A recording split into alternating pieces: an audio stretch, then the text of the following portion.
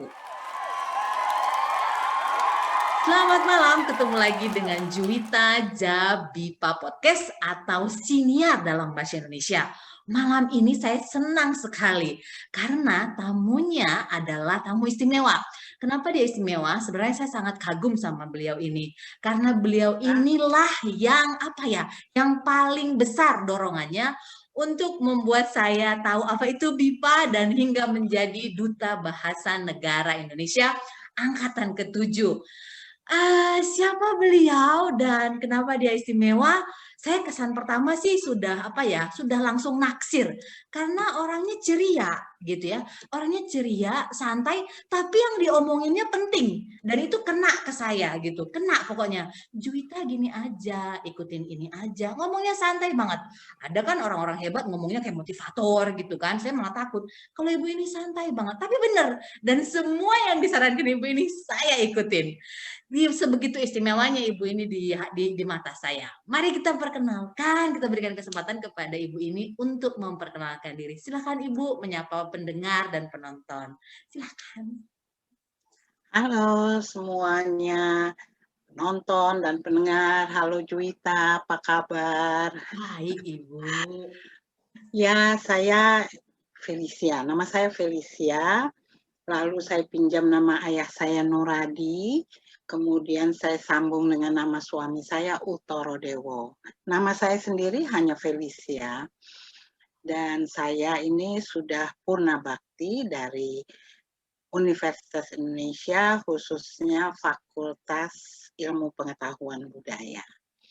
Jadi saya sempat dalam tugas sepanjang karir saya sempat menjadi direktur untuk Simeo Kitab and Language. Kalau Kitab Simeo itu adalah Southeast Asia Simeo.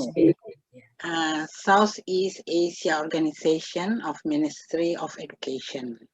Nah, kita semua menteri-menteri dari Asia Tenggara, 11 negara itu berkumpul, kemudian membuat lembaga ini.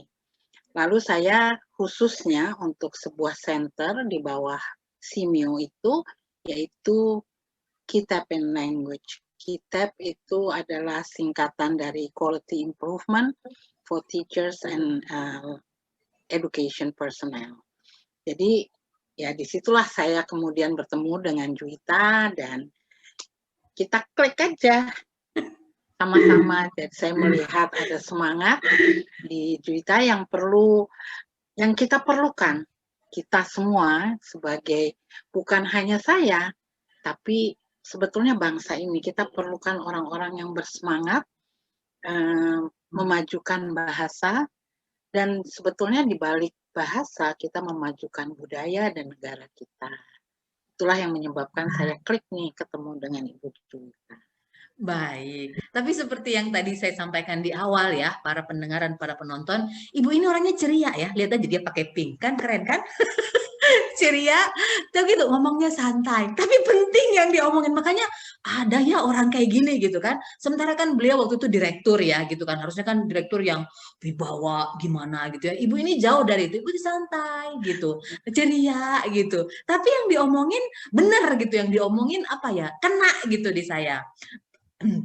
Baik Ibu, sebelum kita ngomong lebih lanjut soal BIPA, kita boleh tahu nggak Bu, fakta unik atau mungkin fakta yang lain daripada yang lain, yang orang-orang jarang tahu tentang Ibu Felicia, boleh nggak di-share ke kita? Kita santai-santai dulu ya Bu, ada nggak fakta unik gitu? Ya, fakta unik, saya kidal. Unik nggak tuh? Oh iya kah? Kidal tangan kiri. Nggak pernah perhatiin ya? Oh kidal, oke. Nah, kan? Oh kidal, dari kecil Jadi, emang udah kidal, tapi bisa iya, kanan? udah, nggak bisa sama sekali. Ya, bukan nggak bisa sama sekali. Bisa, saya menggunting itu dengan tangan kanan bisa. Tapi kalau menulis kurang lancar. Dandan? Pakai makeup, kidal? Tidak. Oh, Tidak. oke. Terus yang kedua apa Bu? Itu banyak yang nggak tahu orang. Oh. Kedua, Heeh. ada yang kedua, harus kedua. Apa yang kedua ya? Heeh. Yang saya tahu yang paling unik di saya, jadi yang selalu menjadi perhatian itu kekidalan saya. Orang selalu, apalagi kalau sekarang jarang Heeh. kelihatan karena semua pakai laptop ya. Kalau Heeh. lagi rapat atau apa, semua pakai laptop kan, jadi Heeh, nggak heeh. kelihatan nulis. Tapi begitu harus tanda tangan, nah Tanda kelihatan deh, tangan. kidalnya Oh, keluar. oke. Tuh. Terus yang ketiga apa nih? Yang ketiga, Heeh, fakta apa? unik. Yang Fakta yang unik. unik. Hmm.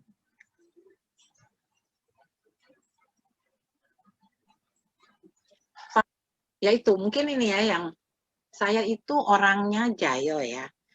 Saya orangnya jahil. Jahil kok bisa jadi Saya kalau direktur. sudah ya itu dia susahnya kan.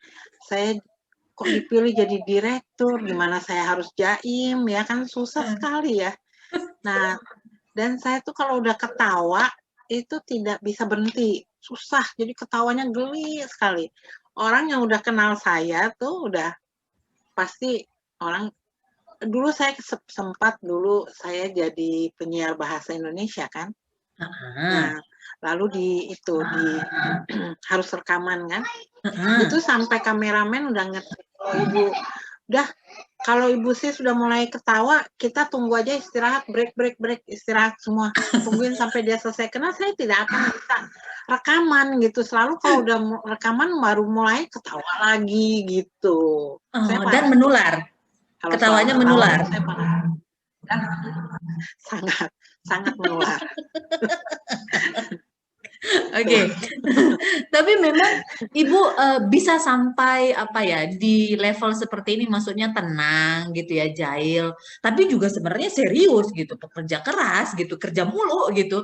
Itu memang Ibu rencanakan seperti itu atau memang kayak ngikutin aku mau kepribadiannya seperti ini nih, aku mau jaim atau memang memang begini modelnya gitu. Iya, bawaannya udah begitu ya. Udah begitu. Jadi saya pernah sih waktu waktu apa ya awal-awal saya masuk ke fakultas ya. Hah? Saya punya teman kan, punya sahabat yang sampai sekarang masih terus bersahabat, Ibu Santi Prahmanati. Nah, itu kami tuh sempat bilang, pokoknya kita karena hanya di tahun 1973 waktu masuk ke fakultas, itu kami berdua yang betul-betul sejak awal memang mendaftar di program studi Indonesia. Jadi angkatan kami tuh hanya 7 orang, kayak les privat. Hanya 7 orang kami ya. 2 tuh memang mendaftar sejak awal untuk masuk sastra Indonesia. Sementara yang lain buangan dari Fakultas Ekonomi, Dokter Gigi, Ekonomi, Hukum, dan sebagainya ya. Jadi kami berdua. Dan semua orang kan pasti tanya, kenapa sih gitu. Nah itu yang kami bilang, ya dong supaya bahasa Indonesia keren. Jadi kalau pengajarnya sekali-sekali ada dong cewek-cewek keren, nggak selalu ibu-ibu yang kondean gitu. Itu pernah kita Ada image seperti itu. supaya punya keinginan seperti itu sih ada dulu waktu awal. Oh. Tapi memang pada saat itu jurusan itu memang belum favorit ya Bu ya. Amin itu jurusan yang pilihan Iya, terakhir belum lah gitu favorit. ya. Nah, oke, baik. Kemudian setelah Ibu masuk memang, oh ini nih saya memang senang nih jurusan ini gitu. Oh bukan saya senang, karena saya memang cari jurusan itu. Jadi Oh. saya sejak awal ingin masuk ke sana.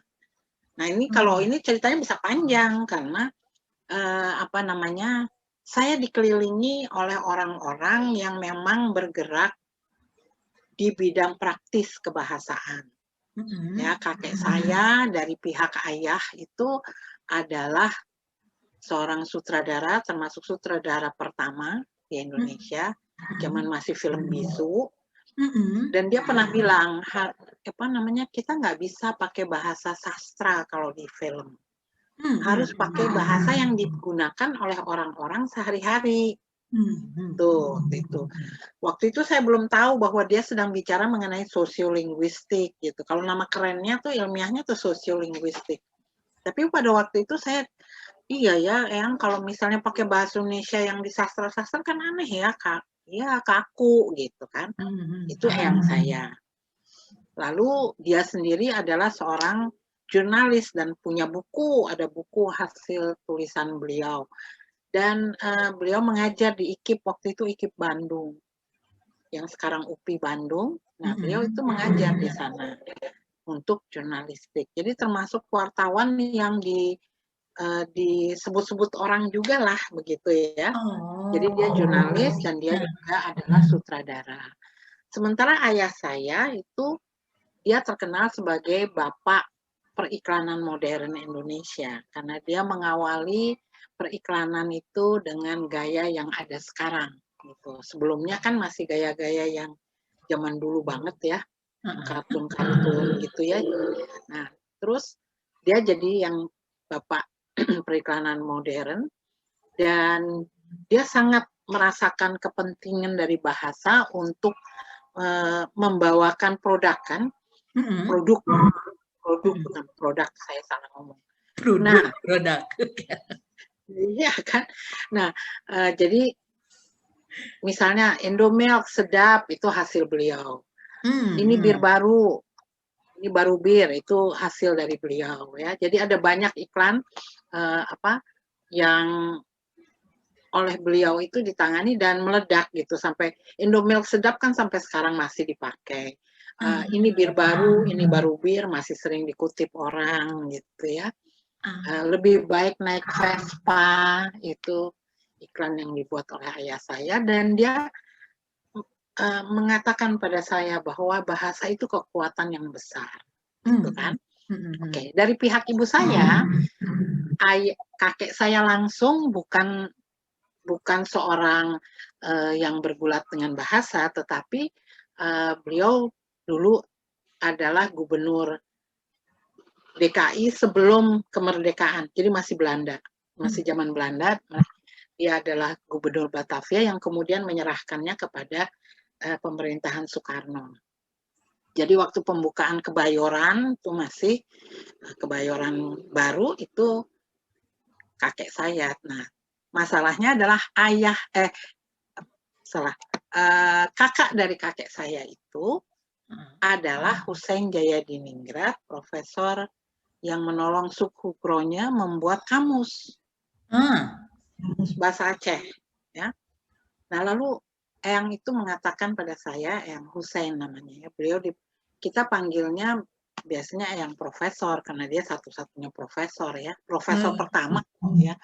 Jadi dia bilang ke saya, kamu harusnya jadi orang ahli bahasa Indonesia katanya, karena orang tuh bisa dijajah dan sebagainya. Dia merasa bersalah karena dia membuat kamus ya, dibiayai waktu itu oleh Belanda dan digunakan oleh Sukhukronya untuk mengalahkan Aceh.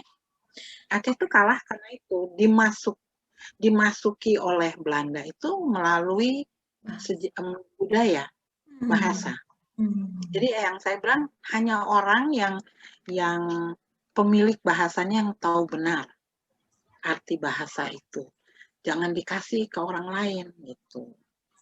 Jadi daripada kamu belajar bahasa lain tuh belajar sendiri aja katanya. Tapi kalau belajar bahasa Indonesia itu penting, bahasa kita lagi berkembang.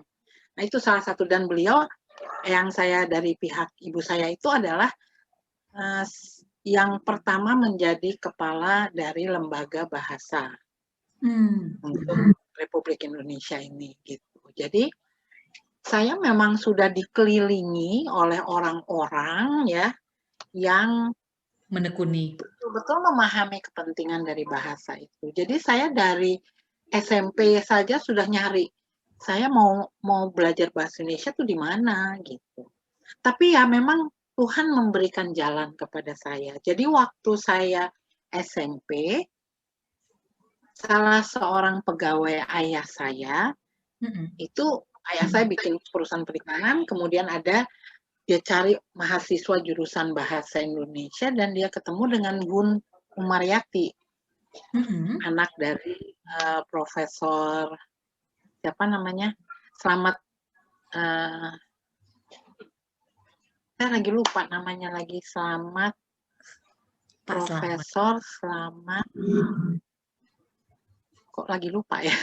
Nanti deh kalau datang. Tapi Ibu Bun Umaryati, jadi Ibu Bun Umaryati itu kemudian bekerja di tempat ayah saya, dan dia lulusan dari program studi Indonesia. Jadi nggak tahu ya, kita jadi ketemu lalu dia bilang, oh kalau kamu senang sama bahasa Indonesia nih sekolahnya di sini di Rawamangun gitu. Jadi saya sempat dari kecil tuh udah main ke situ, terus masih mikir masuknya di IKIP, sebelah namanya IKIP, sebelah sini namanya Fakultas Sastra. Yang mana yang saya pilih saya nggak tahu gitu. Jadi waktu kira-kira kelas 3 SMP atau apa ya, saya dibawa ke sana, ketemu sama Pak Anton Mulyono. Jadi dia yang, oh ini anaknya Husein, cucunya Husein Jadiningrat gitu kan. Jadi mereka kena Husein Jadiningrat adalah dosen dari Pak Anton Mulyono gitu kan. Jadi mereka, oh ini cucu dari Husein Jadiningrat gitu kan jadinya. Ditandain nih. Udah bener kan. Terus saya bilang iya, saya kepingin tapi saya nggak tahu mau masuk. Apa bedanya sebelah sama di sini, kan bersebelahan tuh IKIP sama Fakultas Sastra. Terus Pak Anton nanyanya gitu, kamu mau jadi menteri atau mau jadi guru? Oh, oke. Waktu SMP udah ditanya begitu. Oke. Ibu jawab apa? Jadi menteri dong. Apa yang mau jadi? Mau dong jadi menteri. Oh, kalau kamu jadi menteri di sini. Kuliahnya di sini, sekolahnya di sini. Kalau sekolah di sana, kamu jadi guru. Jadi guru, IKIP, oke.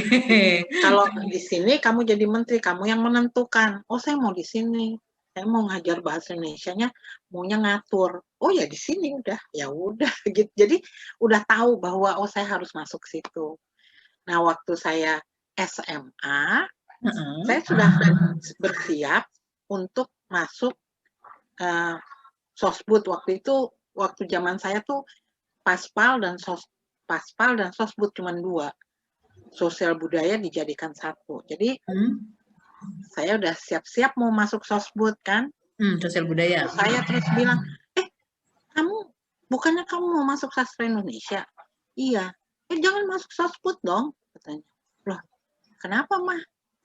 Saya kan di budaya belajar mengenai bahasa. Kamu tuh perempuan, kamu bakal jadi ibu, jangan masuk Sosbud. Seorang ibu tuh seumur hidupnya harus berkaitan dengan IPA, dengan Paspal, bukan dengan Sosbud. Kamu kan nanti seumur hidup kerjanya Sosbud. Kamu harus belajar Paspal. Jadi sekarang di SMA waktunya.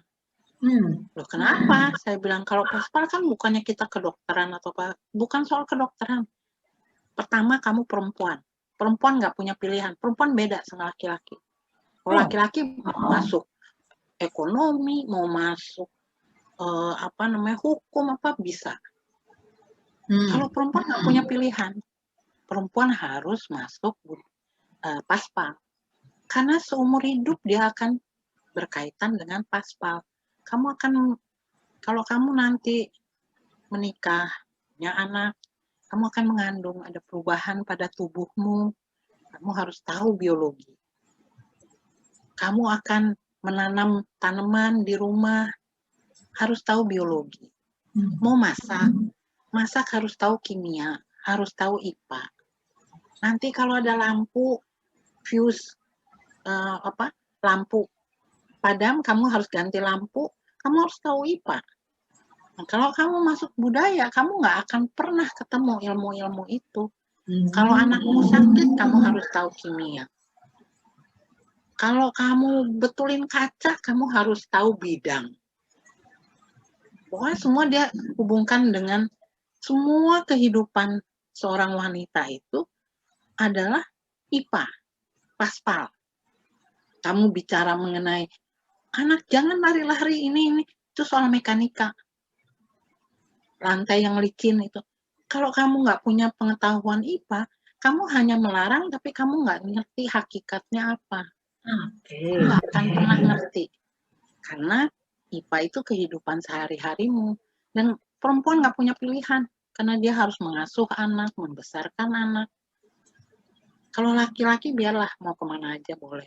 Tapi kalau perempuan harus IPA. Masuklah gue ke IPA.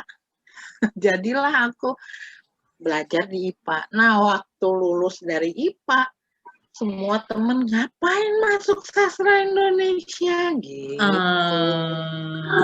Wah, heran. Tapi saya sih dari SMP udah jelas, saya udah nggak ada pilihan lain. Udah nggak mau milih yang lain. Maksudnya waktu di selesai SMA teman-teman ajak untuk apa bimbingan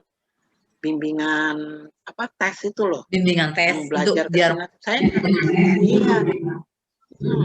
Saya enggak, saya belajar masak, belajar menjahit, les jahit. Dijalanin itu ya? Oke. Iya, saya jalanin itu. Les jahit, les masak, apa namanya. Karena saya kidal juga, saya tuh dari kecil sama ibu saya sudah harus belajar apa tuh namanya, menyulam, terus apa, crochet, pattern tuh. Kan ibu saya bilang karena kamu kidal, kamu harus terampil. Jadi saya selalu harus kupas mangga, kupas apa pepaya, lalu harus ngulek dan sebagainya tuh. Karena saya pakai tangan kiri, gitu. Jadi saya di satu pihak sangat diajarkan hal-hal yang berkaitan dengan wanita, karena karena susahnya saya tomboy juga, rada tomboy. Jadi waktu kecil kan cita-citanya saya cita-citanya jadi penjaga sepeda. Kok bisa? Ya, karena rumah saya dekat lapangan Persija. Nah, kalau lagi ada pertandingan, saya jaga sepeda tuh lumayan loh dapet. Seketip dua ketip mah dapet gue. Ini kayaknya ini fakta unik ini. Nggak ada yang tahu kalau ibu ceritanya sebenarnya pengen jadi tukang jaga sepeda. Jaga sepeda, tukang jaga sepeda. Oke, tapi balik lagi Bu, kan waktu kecil udah dikelilingi dengan orang-orang yang memang berjuang untuk bahasa Indonesia, yang menekuni bahasa Indonesia dengan sungguh-sungguh, yang apa namanya tahu betapa pentingnya bahasa itu. Tapi pada saat itu, Ibu ada nggak sih Bu menguasai bahasa yang lain atau tertarik dengan bahasa yang lain, bahasa daerah misalnya, atau bahasa asing kan kita SMP sudah diajarkan ya Bu pada saat itu ya? Kalau saya sih karena saya lahir di Amerika, memang saya sekolah awal saya itu di Singapura, saya memang menguasai bahasa Inggris. Tapi saya tidak menguasai dengan baik bahasa Sunda, dan saya sudah menikah 42 tahun dengan suami saya yang Jawa saya juga nggak bagus, gitu ya. Jadi sebetulnya saya kemampuannya hanya bahasa Inggris dan bahasa Indonesia. Sementara bahasa asing lain, bahasa Belanda, karena ibu saya dulu berbahasa Belanda, kan. Dan bahasa lain ya hanya pasif aja ya, paling baca, tapi tidak aktif berbahasa asing selain bahasa Inggris. Oke, karena kenapa saya bertanya seperti ini Bu? Karena waktu kecil gitu ya, almarhum ayah saya juga pernah bilang, kalau kau mau menguasai dunia, kuasain bahasa katanya gitu. Dan kita bisa menguasai bahasa, kita bisa pendekatan dengan orang dan lain-lain. Tapi saya sempat mengalami karena memang berbeda ya Bu. Saya bukan dari latar belakang bahasa gitu, di keluarga juga nggak ada yang menekuni bahasa gitu ya. Makanya ini sesuatu yang apa ini gitu. Sempat pernah merasa bahasa Indonesia itu susah gitu ketika sudah mulai belajar bahasa asing gitu karena tidak menemukan padan kata yang tepat gitu. Apa ya, kemudian bahasa daerah diajarkan gitu kan, diajarkan di tempat ibadah gitu, itu juga tidak menguasai tapi tahu gitu. Malah saya sempat menemukan karena dulu disuruh belajar membaca Alkitab yang berbahasa Indonesia, berbahasa daerah dan berbahasa Inggris. Setelah mulai bisa berbahasa asing, hampir tidak pernah lagi menggunakan Alkitab yang berbahasa Indonesia gitu. Karena aneh terjemahannya ketika kita bandingkan dengan bahasa Inggris. Apalagi tapi dengan bahasa daerah, dengan bahasa Inggris itu lebih cocok menurut saya. Ibu pernah mengalami hal yang seperti itu kah pada bahasa Indonesia? Kok bahasa Indonesia ini kayaknya nggak pas gitu? Ada nggak sih pengalaman gitu, Bu? Gimana ya? Hmm, saya tidak pernah merasa bahwa bahasa Indonesia tuh inferior atau subordinat dari bahasa lain. Ya. Oh, oke. Heeh. Khas sendiri sih. Salah satu dalam salah satu kesempatan yang saya pernah mengatakan bahwa setiap bahasa itu wakil dari kepentingan bangsanya. Mhm. Tidak ada bahasa yang kaya, tidak ada bahasa yang miskin. Setiap bahasa itu unik bagi masyarakatnya. Dan dia hanya menampung kepentingan masyarakatnya. Kalau sampai ada orang asing yang mau belajar bahasa Indonesia, Mhm. itu karena dia tertarik pada budayanya. Karena dia menemukan sesuatu yang tidak ada di bahasanya, di budayanya. Dia merasa perlu tahu budaya kita untuk mengenal lebih lanjut bahasa kita. Kita belajar bahasa asing juga untuk kebutuhan itu harusnya. Jadi kita belajar bahasa asing karena kita memiliki kebutuhan atau keinginan untuk mengetahui lebih jauh budaya mereka, apa yang mereka miliki, apa yang mereka ketahui yang tidak kita ketahui. Nah, tapi saya tidak seperti eyang saya, karena eyang saya sih bahasa Sundanya bagus, ya kan? Mhm. Dia menikah dengan putri raja dari Solo. Dia ini eyang apa namanya? Sebetulnya dia kakaknya eyang saya ya. Dari pihak ayah kan? Ya, dari ibu ini. Oh Ini ya yang dari dari ibu. ibu. Jadi dia apa namanya? Gimana ya? Dia mengatakan bahwa kalau dia semua bahasa, hampir semua bahasa Jepang ya, Belanda, Jerman, Prancis, dia bisa. Ibu saya juga bisa Prancis karena beliau. Jadi memang saya dikelilingi oleh orang-orang yang senang pada bahasa, belajar bahasa. Ayah saya juga orang yang bisa bahasa Prancis, bisa bahasa Inggris, bisa bahasa Jepang, dan sebagainya. Jadi sementara saya sendiri hanya bisa bahasa Indonesia dan bahasa Inggris. Tapi ayah saya selalu memberikan saya dan adik saya kamus. Kami itu dapat kamus Inggris Indonesia, Belanda Indonesia, Arab Indonesia, dan kami harus taruh. Dan kamus umum bahasa Indonesia Purwadarminta tahun 52 kan awalnya kan dia terbit tahun 52. Itu Kamus paling saya terkenal itu dulu ya. iya, satu-satunya kamus Indonesia kan. Yang Nah, sampulnya itu hitam saya kan ya itu? Sampulnya hitam ya. punya itu. Jadi saya udah dari dulu ada, dan di samping tempat tidur kami itu adik saya dan saya harus ada kamus-kamus itu. Jadi kami memang sudah dibina seperti itu. Saya tidak pernah merasa bahwa apa namanya ya, memang betul bahwa terjemahan dari bahasa Inggris ke dalam bahasa Indonesia tidak pas.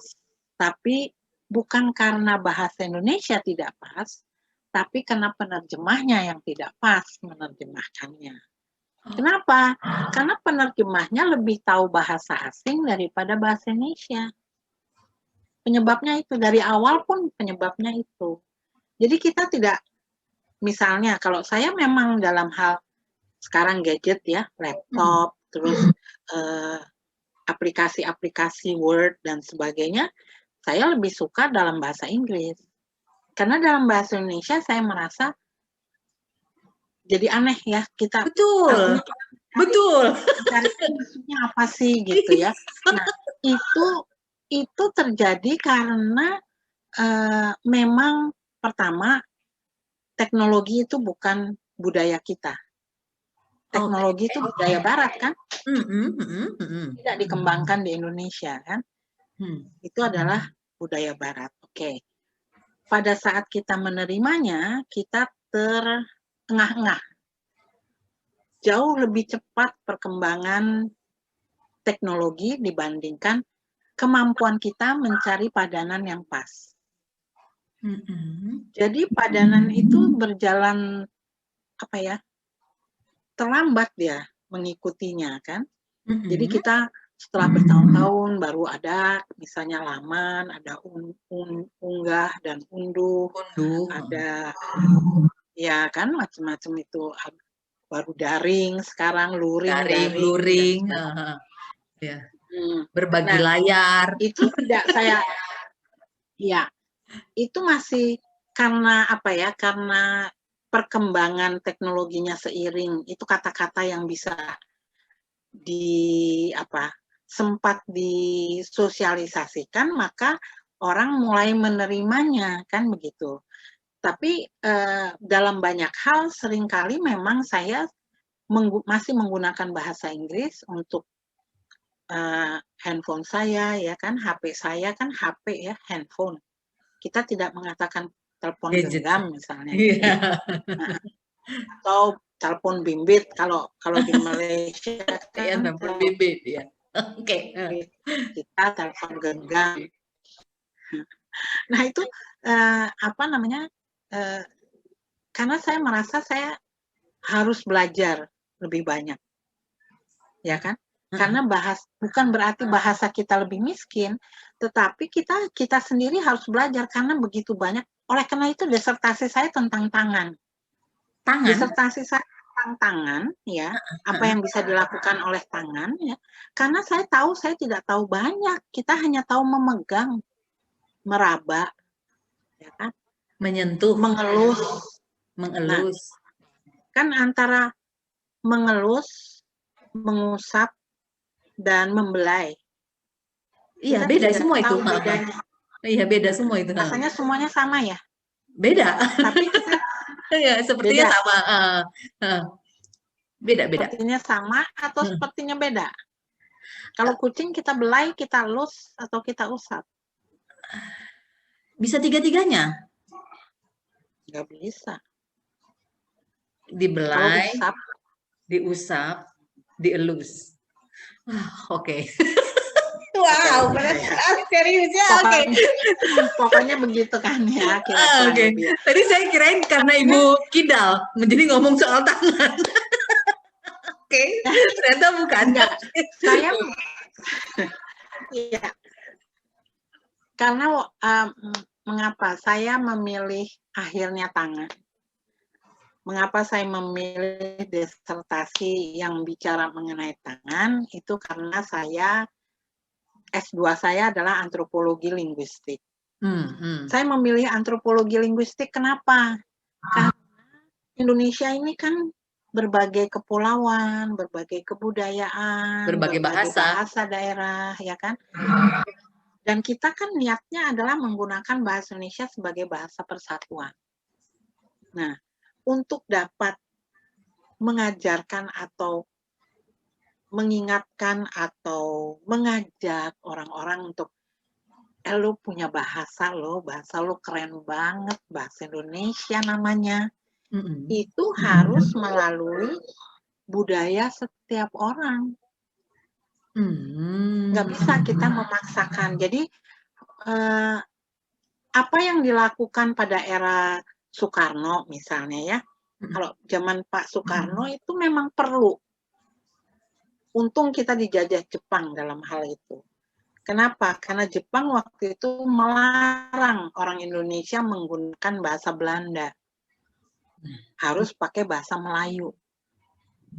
Ya kan? Kita udah punya bahasa Indonesia tahun 1928.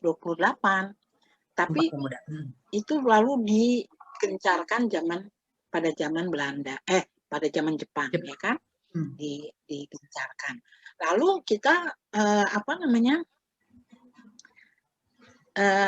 kita memaksa, waktu itu memang harus dipaksa, semua orang harus belajar bahasa Indonesia.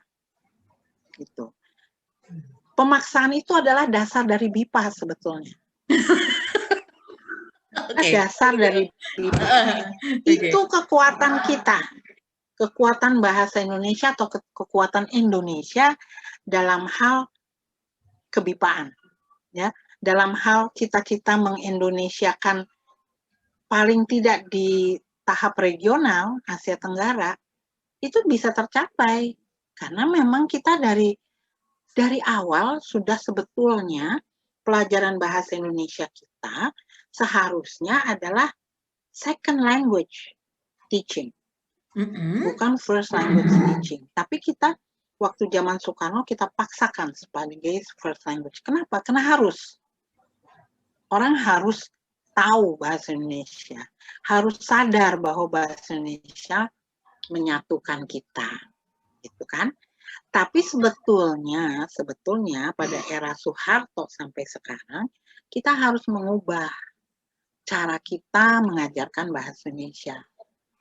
Bahasa Indonesia is not only a first language, it is a second language. Jadi bahasa Indonesia adalah bahasa kedua bagi banyak penutur di Indonesia ini. Tuh, dia adalah bahasa yang kedua. Karena orang-orang di daerah, mereka menguasai bahasa daerah atau yang disebut bahasa ibu mereka terlebih dahulu.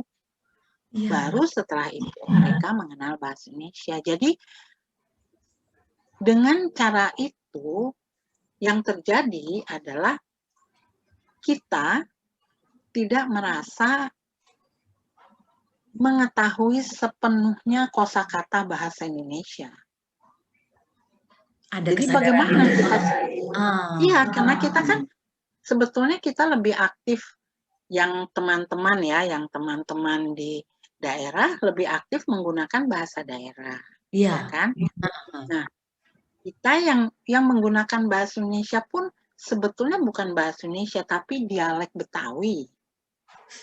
Yang kita di Jakarta nih, ya kan? Dialek Betawi sebetulnya bukan bahasa Indonesia sebagaimana diturunkan dari bahasa Melayu juga. Melayu, betul. Itu kan tidak. Jadi, itu yang menjadi dilema di dalam pengembangan bahasa Indonesia itu. Nah, jadi kalau saya sampai sekarang, saya percaya bahwa harusnya kita bekerja sangat serius dalam perkamusan. Karena kamus itu harus kuat. Dengan kamus yang kuat, ya kita akan bisa membuat orang lebih senang. Kalau sekarang kamus kita selalu justru menimbulkan kontroversi, kan? Karena penanganan yang kurang serius. Seharusnya dia jadi sumber orang mau tahu kata kerja, kata benda, atau apapun ya, nomina, mau namanya kata benda, kata kerja, atau nomina, verba, adjektif, atau apapun, seharusnya kan keterangannya jelas di kamus. Nah, ini masalahnya justru jadi bikin orang berantem. Karena ya gitulah, sosialisasinya kurang, dan orang Indonesia memang sulit diberitahu, kan? Sulit diberitahu. Kasih tahu baik-baik, alasannya jelas, nggak ada yang dengar, malah milih berantem. Jadi ya itu antara lainnya. Jadi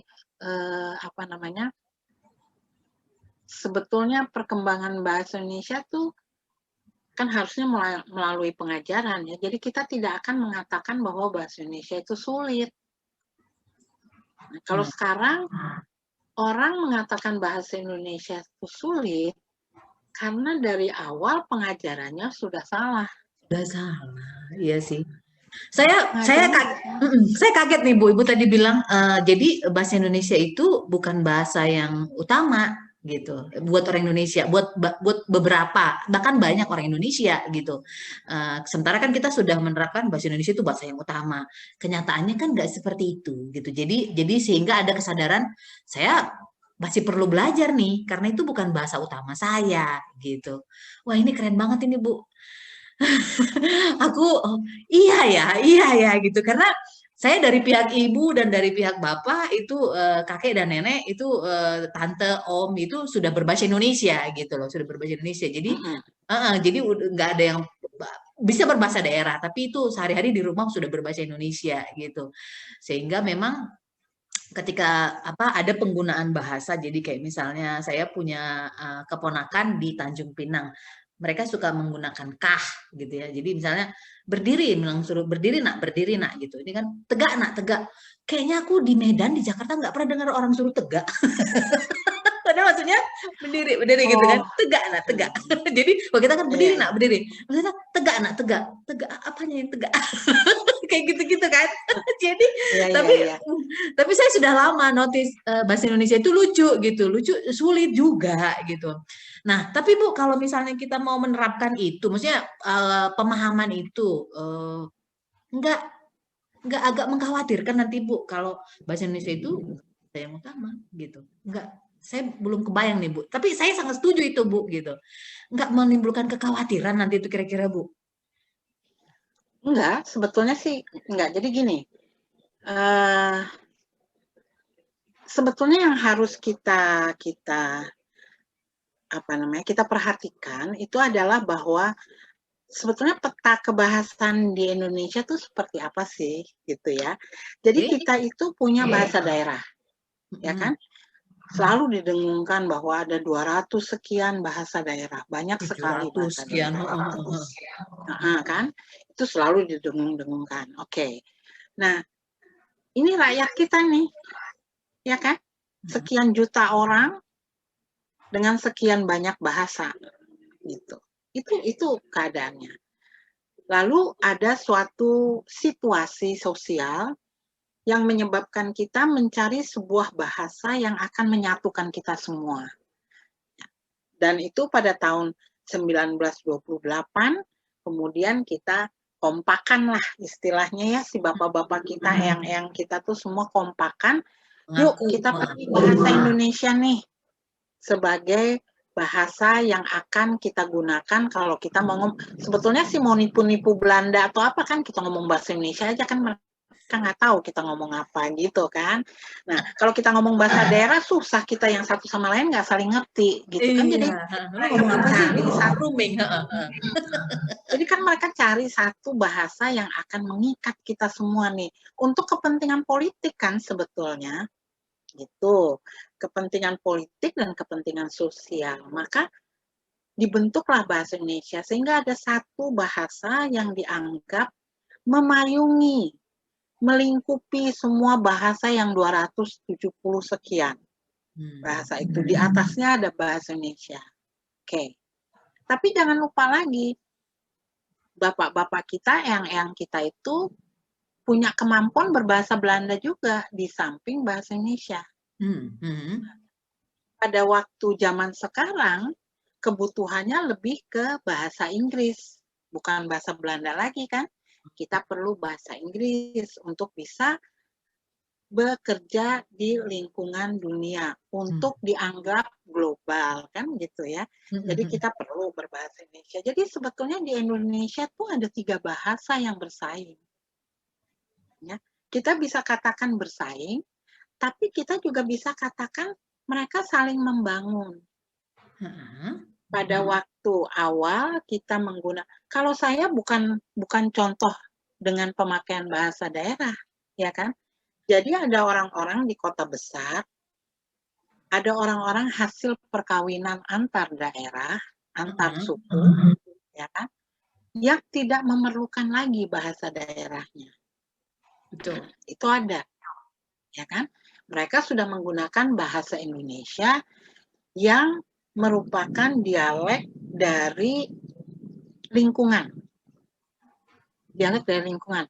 Jadi misalnya Bu Juwita di mana asalnya? Saya di Jakarta.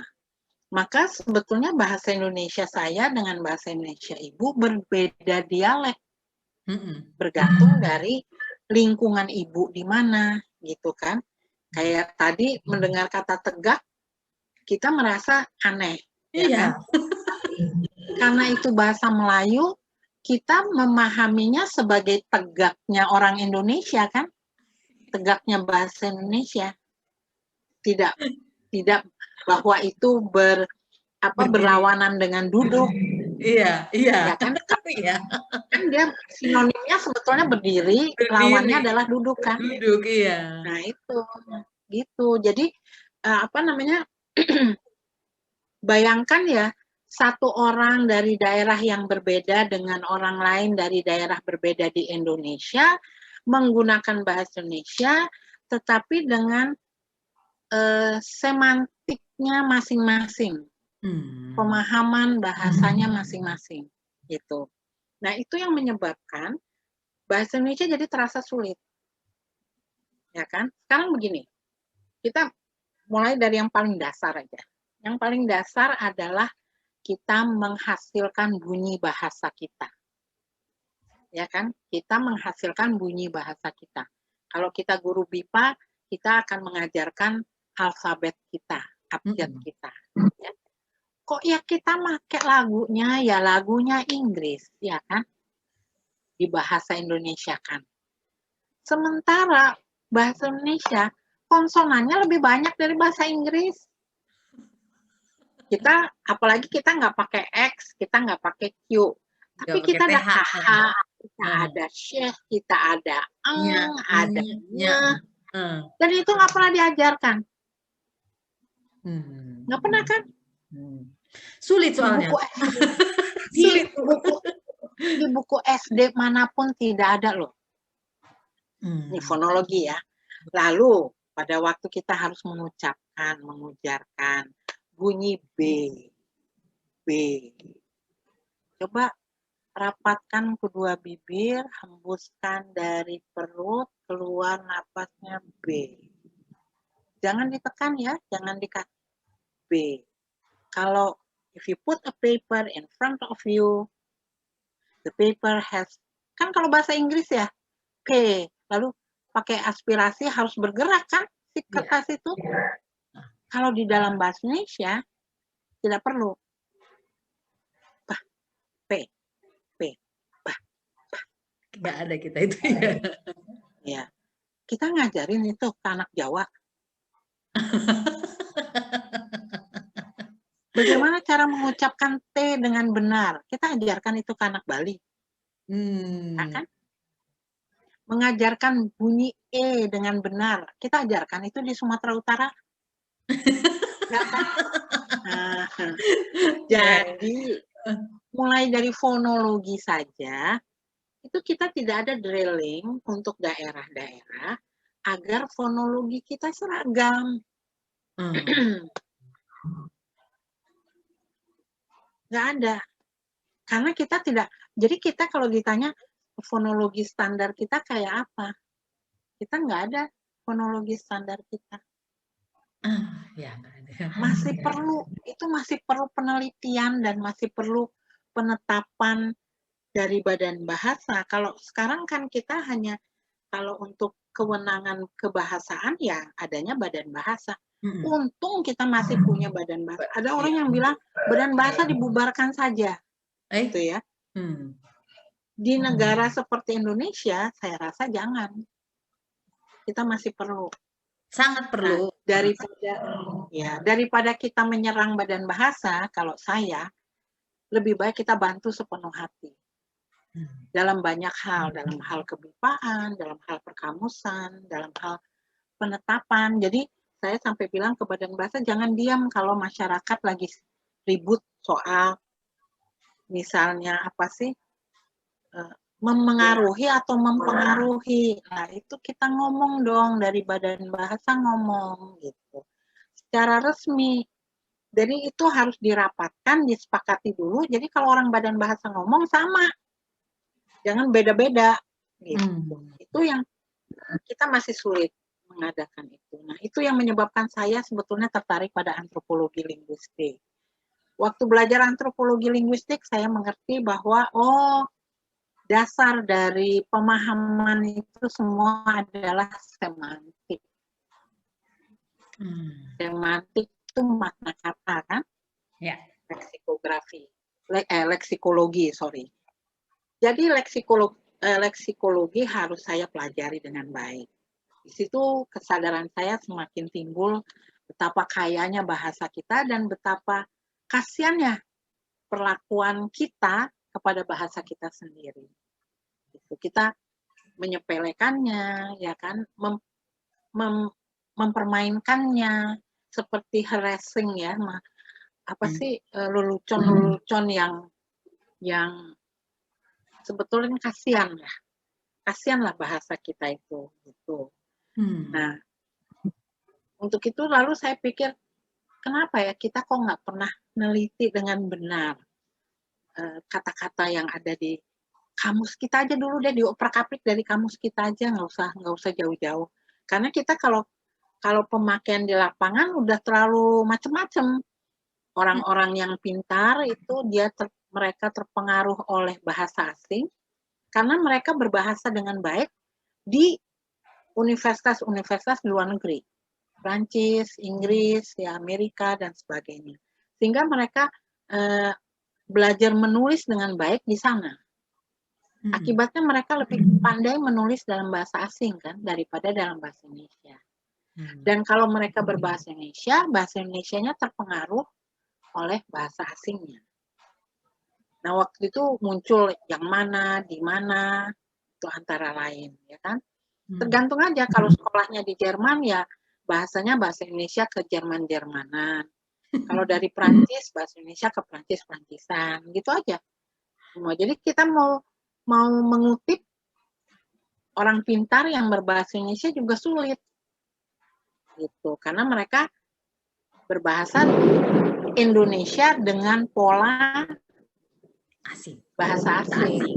Sama dengan orang kita berbahasa Indonesia dengan pola bahasa daerah. Kasihan bahasanya mah kasihan, bahasa Indonesia tuh kasihan sebetulnya. Kalau baik tuh harus dia ngomong sayang, bahasa Indonesia aku sayang gitu. Karena dia diserang dari banyak sisi. Kita yang harus terus menggali, melihat keunggulannya. Ya, baik. Para pendengar Juwita Jabipa Siniar, sewaktu saya membuat podcast ini, Ibu Felicia adalah salah satu yang akan saya undang, walaupun baru sekarang saya wujudkan, karena saya pengen kerjakan dulu gitu ya, baru nanti Ibu lihat saya udah bikin podcast Bipa nih gitu, saking cintanya sama Bipa sih sebenarnya ini gitu, karena waktu kita ketemu tahun 2020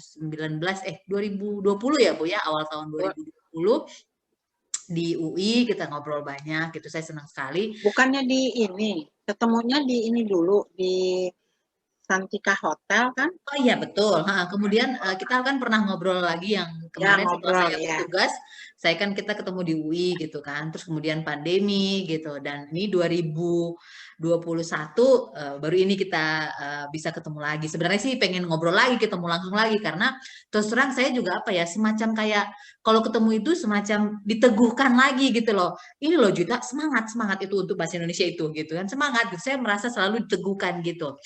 Nah, terus ini Bu, sebenarnya saya juga pengen gitu, tapi memang karena saya cukup tahu diri ini memang bukan background saya gitu, dan saya masih belajar dan terus belajar gitu ya. Saya melihat saya punya banyak ponakan, saya juga banyak ketemu anak muda karena saya juga mengajar gitu kan. Jarang gitu ada yang cinta sama bahasa Indonesia gitu, maksudnya yang obsesi atau ambisinya mau serius dalam bahasa Indonesia ini gitu, atau untuk BIPA lah nanti gitu. Nah, kira-kira Ibu punya nasihat atau peneguhan apa nih Bu, selain nanti podcast ini akan saya sebarkan ke orang-orang, keponakan saya khususnya gitu ya, keluarga saya, ini penting banget di bahasa Indonesia nih, kayak gini nih hebatnya nih gitu, karena saya suka gemes gitu ya ngeliatnya bahasanya apa gitu. Tapi memang ada keponakan yang senang membaca itu tuturnya jadi bagus gitu, tapi saya juga ragu dia mengerti nggak apa yang dituturkan itu gitu loh. Jadi nah, kira-kira Ibu apa nih nasihatnya Bu untuk anak muda, karena pendengar podcast ini usianya rentangnya antara 17 sampai 23 yang paling banyak Bu gitu. apa ya? Begini, setiap negara, setiap bangsa memiliki sebuah bahasa, dan bahasa itu menjadi akar mereka untuk membuka diri terhadap adanya budaya-budaya lain. Oleh karena itu, memang kita perlu berbahasa asing. Tetapi kalau kita melupakan bahasa sendiri, kita tidak akan bertemu dengan akar diri kita. Siapa diri kita sebenarnya?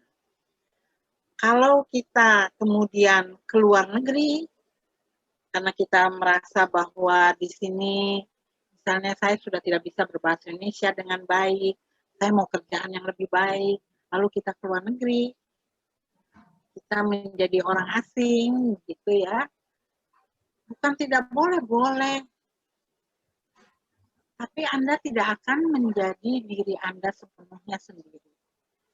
Kita lihat saja kejadian yang ada di Amerika sekarang.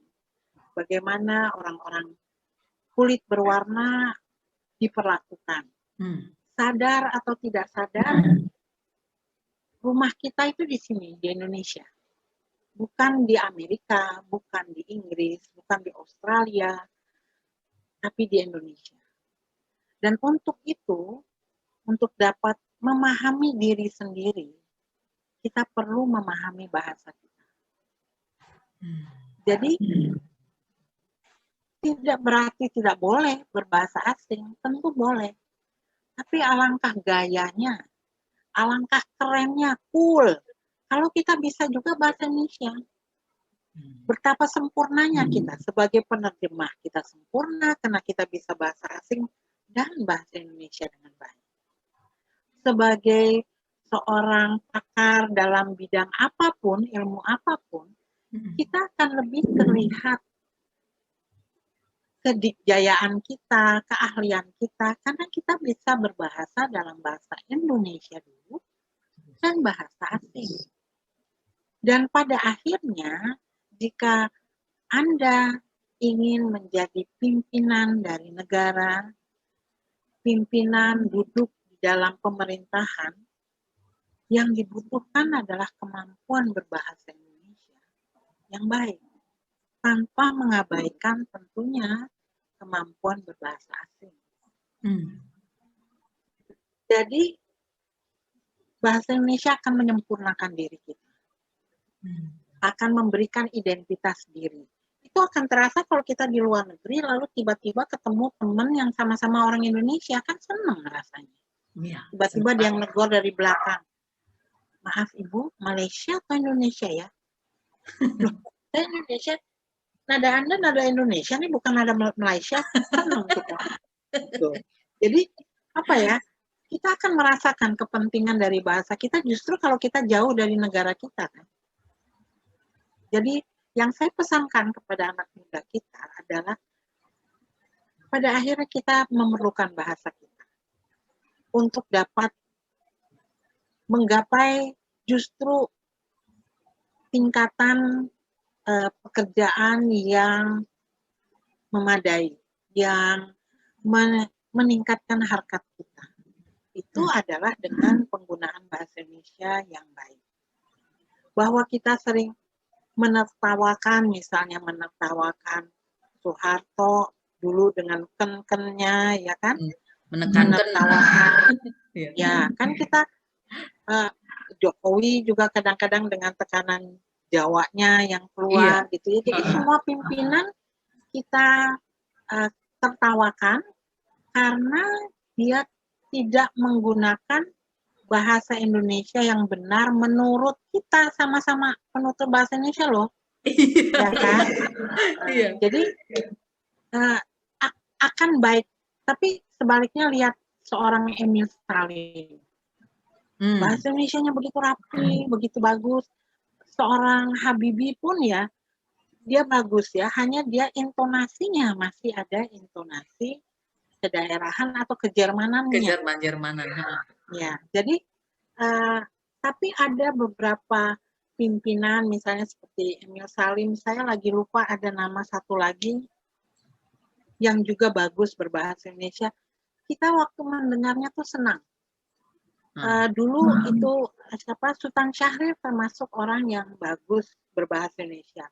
Haji Agus Salim, itu orang-orang tua yang menggunakan bahasa Indonesia dan sadar akan kepentingan bahasa Indonesia, dan lihatlah kedudukan mereka dalam perkembangan kebangsaan kita. Jadi kita memerlukan tetap bahasa Indonesia untuk dapat memajukan bangsa ini.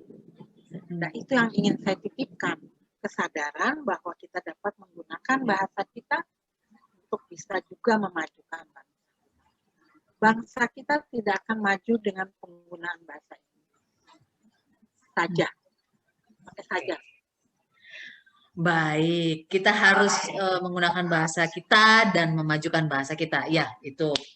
Ya, amin ya. Seperti yang saya bilang tadi, ini semakin meneguhkan saya juga nanti untuk nggak segan-segan membawelin orang-orang yang dekat dengan saya supaya ini loh bahasa Indonesia. Oke. Baik, Ibu, sebenarnya saya masih pengen ngomong panjang lebar ini, Bu. Udah terasa udah 1 jam lebih gitu ya. Seperti biasa para pendengar Juwita Jabipa Siniar gitu, ngobrol sama Ibu ini pasti ada aja. Saya nggak tahu, kayaknya saya terhipnotis aja gitu. Oh, oke. Iya ya. Gitu. Kayak tersadar gitu. Makanya aduh, kita belum bisa ketemu ya, mudah-mudahan. Ibu udah divaksin belum? Udah 2 kali. Oh, Sinovac atau apa, Bu? Sinovac. Oh, oke. Saya baru sekali, Bu. Nanti mudah-mudahan setelah vaksin kedua kita ketemu lagi ya, Bu ya. Ibu harus sehat terus ya, Bu ya. Saya ini udah vaksin kedua kalinya masih takut keluar rumah. Oh, kalau protokol kesehatan nggak apa-apa, Bu. Kan hati yang gembira udah prokes ya, ketemu aja kan, ketemu. Tapi sama sekarang lagi takut. Lagi takut karena melihat itu Lebaran ini. Iya. Orang-orang yang pergi ke Ancol, yang pergi ke Taman Mini, yang ke makam. Yang ke makam dan yang mudik. Aduh, takut saya. Nantilah kali ya, Bu ya, kalau nggak Juli, Agustus. Saya jadwalnya vaksin kedua itu Agustus sih, Bu, ya, 12 minggu. Mudah-mudahan kita bisa ketemu lagi ya, Bu ya. Tapi sebelum mengakhiri podcast ini, sebenarnya saya masih banyak lagi pertanyaannya. Kita belum membahas tentang BIPA ya, Bu ya. Mungkin nanti Ibu bisa berkenan di episode berikutnya kali ya, Bu. Saya kasih tahu temanya, jadi kita lebih fokus membahas itu ya, Bu ya. Untuk sementara ini saya juga udah senang banget sih gitu. Jadi mendasar sekali yang kita omongin malam ini menurut saya gitu, dan ini bisa memberikan inspirasi dan pencerahan baru bagi banyak orang menurut saya gitu, terlebih kepada saya. Ada pertanyaan-pertanyaan sederhana yang singkat yang akan saya tanyakan ke Ibu sebelum kita menutup podcast ini. Kira-kira siap ya, Bu ya? Ada 15.300 pertanyaan, Bu. Oke. Sebutkan 3 nama yang sering membuat Ibu Felicia tertawa dalam kehidupan sehari-hari. Tertawa? Kehidupan sehari-hari. Iya. Ada pasti cucu saya, Zi. Dia selalu bikin saya tertawa. Oke. Lalu ada Nobita. Film. Doraemon. Selin ya. Kalau nonton sama cucu tuh Doraemon kan bikin. Lalu yang ketiga yang saya menggampang ketawa sih, semua juga diketawain ya. Tapi yang pasti teman-teman yang juga senang tertawa. Oke, Ibu tahu nggak, Bu? Kan Ibu ini mungkin nanti akan masuk ke episode yang ke-85 ya, Bu, di podcast ini. Ada beberapa orang yang masuk dalam top 5 yang saya suka itu ya, menyebutkan nama Nobita itu loh, Bu. Jadi ada benang merahnya. Oke. Baik. Oke, ini pertanyaannya berikutnya adalah, ini kebalikannya ya. Itu geluduk kedengeran ya? Agak kedengeran. Kapan terakhir Ibu Felicia sedih? Sedihnya sampai kapan terakhir? sedih gitu sampai gitu. Sedih sekali. Mm-mm. Januari 2021. Oh baru, oke. Ya, Nggak usah akhir dibahas bulan. sedihnya. Oke, nggak usah dibahas sedihnya ya. Oke, yang penting ibu tetap sehat dan ceria. Oke, pertanyaan berikutnya adalah, tadi kan ibu bilang ibu kidal ya, gitu. Sebutkan pengalaman yang paling memalukan atau mungkin menyedihkan ya, memalukan lah ya, yang sekarang kita bisa ketawai kalau kita omongin lagi gitu ya, karena komedi itu adalah time plus tragedi, tragedi plus time itu komedi, yang kita bisa obrolin sekarang. Ada nggak sih pengalaman yang memalukan karena kidal gitu, tapi sekarang kita bisa ketawain. Dulu itu nyedih, sedih gitu. Oh, kalau sebetulnya saya udah ada tulisan tuh tentang pengalaman saya bertangan kidal itu. Oh udah ada, Lalu oke. orang heran kan. Hmm. Tapi yang paling apa ya, lucu juga gitu ya adalah saya pernah bekerja sama teman deh ya, lalu dia lihat saya tuh bertangan kidal kan, bertangan kidal, saya kidal, jadi dia, oh lu tuh kidal ya sis ya, iya, aduh sayang amat ya katanya gitu. Terus saya bilang kenapa, saya bilang gitu, ya kamu tuh cantik, orangnya baik hati, ramah, pinter, membagi ilmu juga baik katanya. Tapi kamu ahli neraka ya, nggak bisa masuk surga. Kok bisa? Bisa? Iya, sama saya bilang, loh saya ahli neraka. Iya Pak, iya. Kenapa Pak? Karena kamu kidal. Coba kamu latihan ya. Mulai sekarang latihan pakai tangan kanan supaya kamu bisa masuk surga. Sayang amal-amalmu. Kalau kamu tangan kidal, kamu pasti masuk neraka. Itu ahli neraka kok orang yang bertangan kidal. Terus saya bilang, ya ilah Pak, kalau gitu saya nyerahin nasib aja saya ke Allah lah. Gitu. Dan saya selalu yang ngomong itu. Hah? Masih hidup nggak orang yang ngomong itu, Bu? Kok dia ngomongnya gitu ya? Ya, udah meninggal ya. Belum saya gimana ya? Tapi saya geli gitu, geli karena kok semudah itu ya orang sampai ahli neraka itu loh. Seolah-olah dia sudah saya bilang, pernah. saya bilang gini, ya udah deh kalau gitu saya baik-baik aja deh. Sisa-sisa umur hidup saya daripada saya harus belajar pakai tangan kanan, mendingan saya bikin buat baik-baik aja deh. Enggak percuma Bu, ibu mau baik kayak apapun juga percuma. Astaga. Yakinnya dia. Iya, membekas itu pasti kan. Umur berapa, Bu, dia ngomongin kayak gitu, Bu? Udah ini sih, udah tahun 2006 mungkin, 2006 atau 2007. Iya. Saya pribadi kalau setiap kali melihat orang kidal, saya merasa ini orang IQ-nya lebih tinggi dari gua. Saya sampai sekarang konsepnya masih begitu, Bu.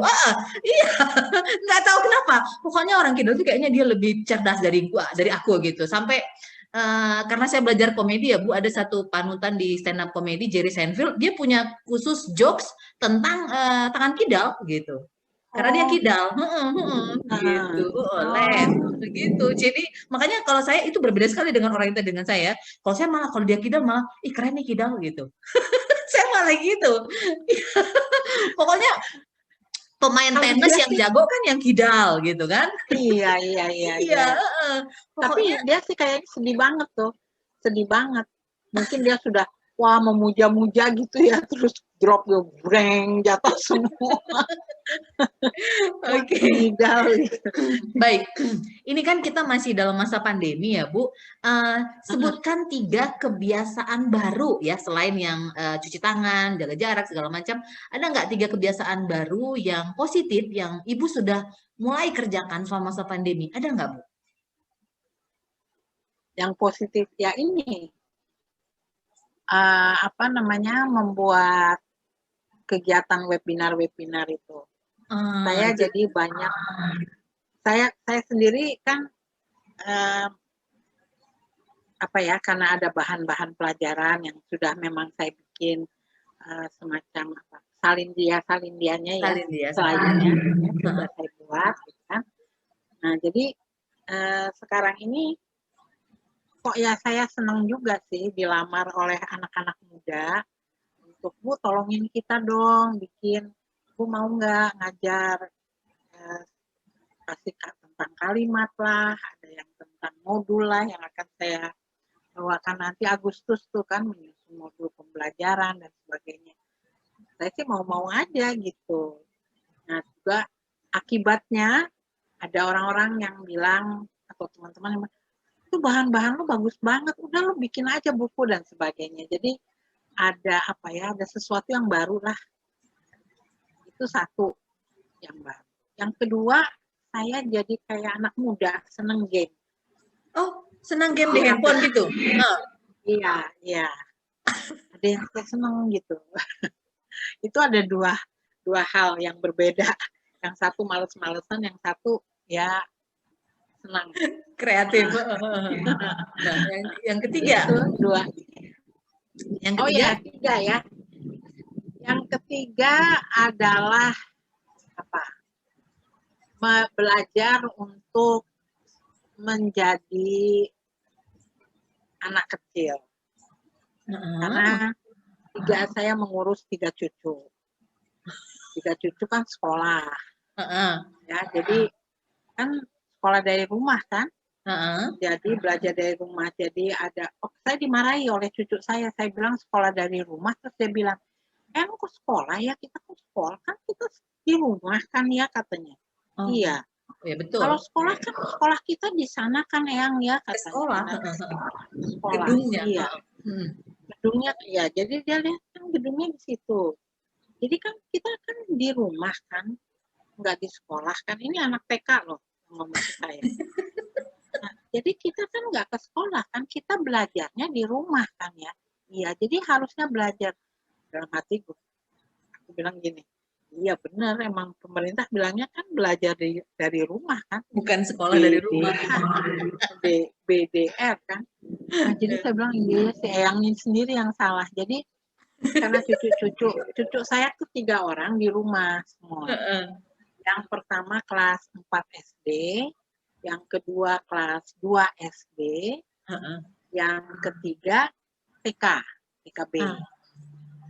Nah, jadi saya belajar dengan mereka sama-sama kan, ikut belajar karena orang tua mereka kan kerja, masih pergi, ya kan, nggak work from home. Jadi saya sama cucu-cucu, jadi saya ikut belajar lagi sama mereka. Itu sesuatu yang saya harus belajar lagi, benar-benar saya harus belajar. Karena saya tidak bisa mengajarkan bahasa Indonesia dengan cara saya, harus mengikuti cara buku kan, dan cara gurunya mengajar. Itu. Dan 3 hal itu nggak akan terjadi kalau pandemi ini nggak ada ya gitu. Itu semua terjadi karena banyak waktu di rumah, manajemen karena waktunya lebih bebas ya. Baik. Berikutnya ini Bu, kita berandai-andai ya. Kalau misalnya nanti ini pandemi sudah selesai, katakanlah presiden ataupun dari Badan Bahasa memberikan kesempatan kepada Ibu keliling Eropa gitu ya Bu ya, selama 1 bulan jalan-jalan ya gitu kan. Kalau saya punya uang sih saya bayarin Ibu gitu ya. Kira-kira Ibu akan mengajak 1 orang siapa selain dari keluarga? Nggak boleh keluarga. Ada nggak yang mau diajak? 1 orang. Ada tapi udah meninggal. Oh.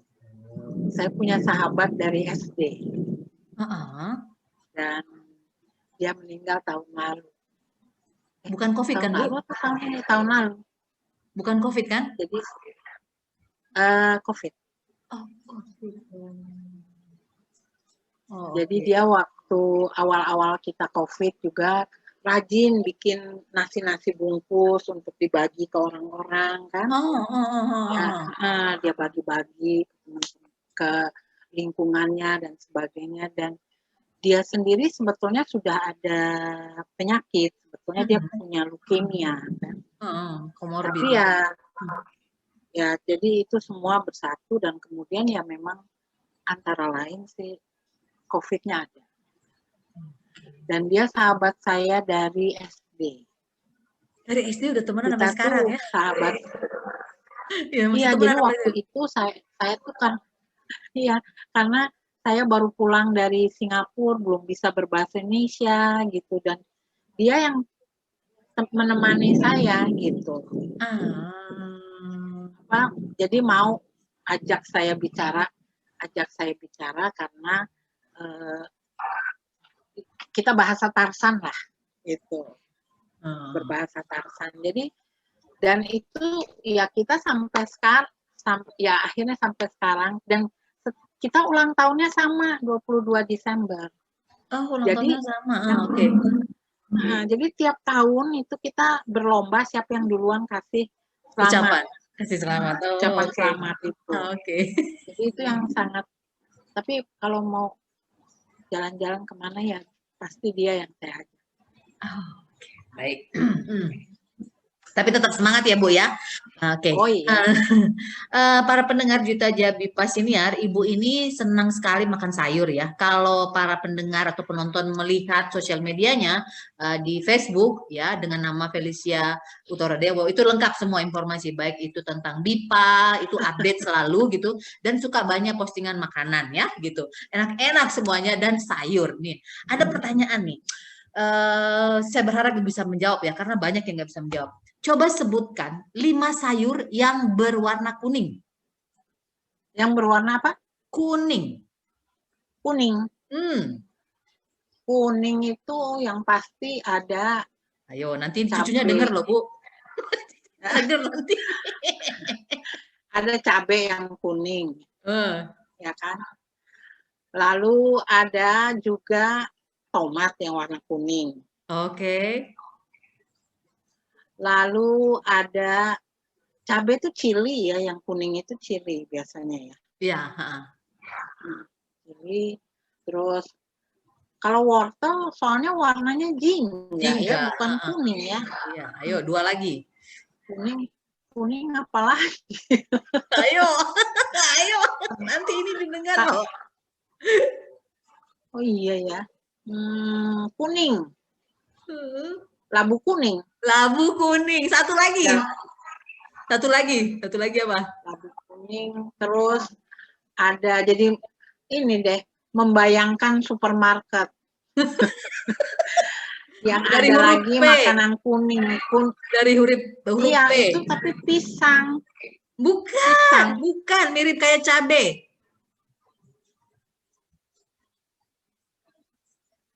Mirip kayak cabai.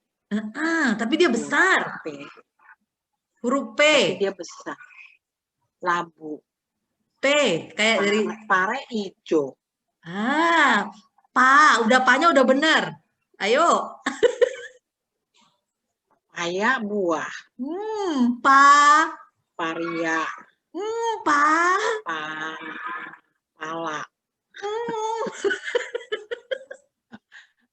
Nggak tahu. Paprika. Ya itu paprika yang chili itu.